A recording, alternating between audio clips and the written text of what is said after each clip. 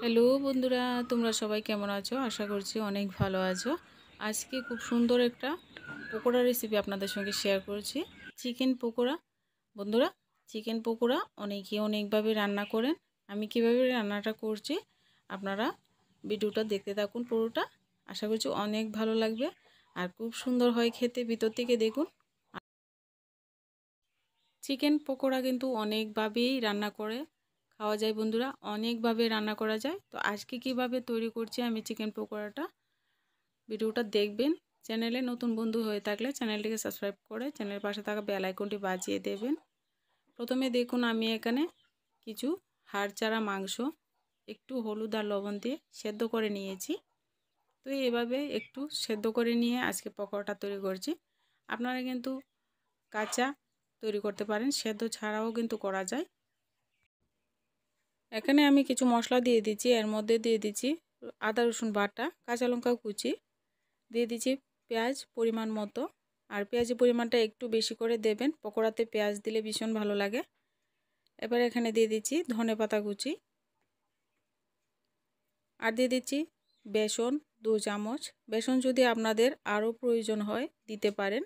এখানে পকোড়াগুলি ক্রিস্পি হওয়ার জন্য চালের গুঁড়ি দিলাম 1 চামচ। হলুদ গুঁড়ো দিয়ে দিচ্ছি এখানে লাল লঙ্কার গুঁড়ো।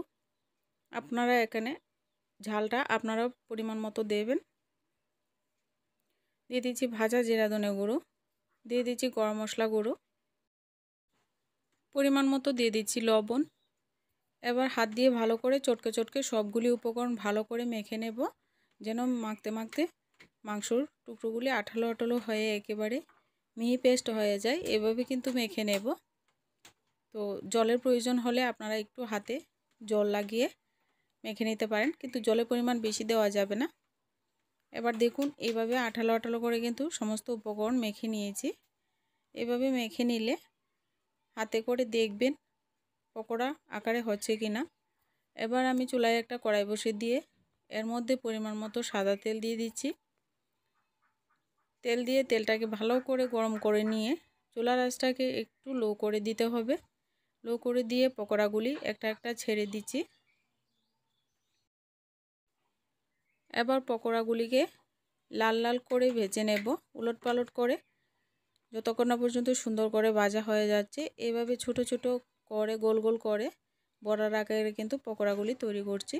এভাবে একটু ছোট ছোট করে পকোড়াগুলি তৈরি করলে পকোড়াগুলি ভিতর থেকেও খুব সুন্দর ক্রিস্পি হয়। আর মাংসটা তো সেদ্ধ করাই আছে, এখানে সেদ্ধ করার কোনো ঝামেলা নেই।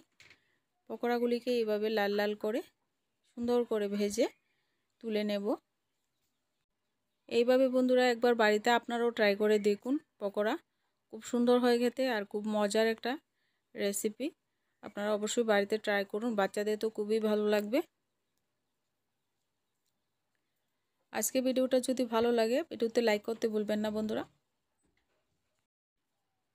কিছুক্ষণ চুলার আঁচটাকে একটু লো করে দিয়ে কিন্তু পকোড়াগুলিকে লাল লাল করে ভেজে নিয়েছি। এবার পকোড়াগুলি তেল থেকে উঠিয়ে তেল ঝরিয়ে কিন্তু নামিয়ে নিচ্ছি। তো একইভাবে কিন্তু আমি বাকিগুলিকেও তৈরি করে নেব। আপনারা বেশি পরিমাণে তৈরি করতে চাইলে বেশি পরিমাণে তেল দিয়ে একসঙ্গে অনেকগুলি ভেজে নিতে পারবেন। আমি অল্প তেলের মধ্যে করছি। এবার দেখুন আবার বাকিগুলি দিয়ে দিচ্ছি। সহজ পকোড়া একবার আপনারা বাড়িতেও ট্রাই করবেন।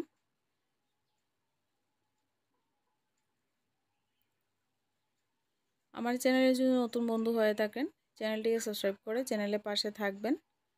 তো বন্ধুরা দেখুন কত সুন্দর করে লাল লাল করে পকোড়াগুলি কিন্তু ভাজা হয়ে যাবে। এবার দেখুন কত সুন্দর হয়েছে, সবগুলি পকোড়া আমি ভেজে নিয়েছি। তো দেখুন আপনারা সসের সঙ্গে পরিবেশন করে নিতে পারেন। আর এমনিতেই কিন্তু খুব সুন্দর হয়েছে, খেতেও দুর্দান্ত হয়েছে। ভিডিওটা ভালো লাগলে ভিডিওতে লাইক করতে ভুলবেন না, চ্যানেলটিকে সাবস্ক্রাইব করতে ভুলবেন না।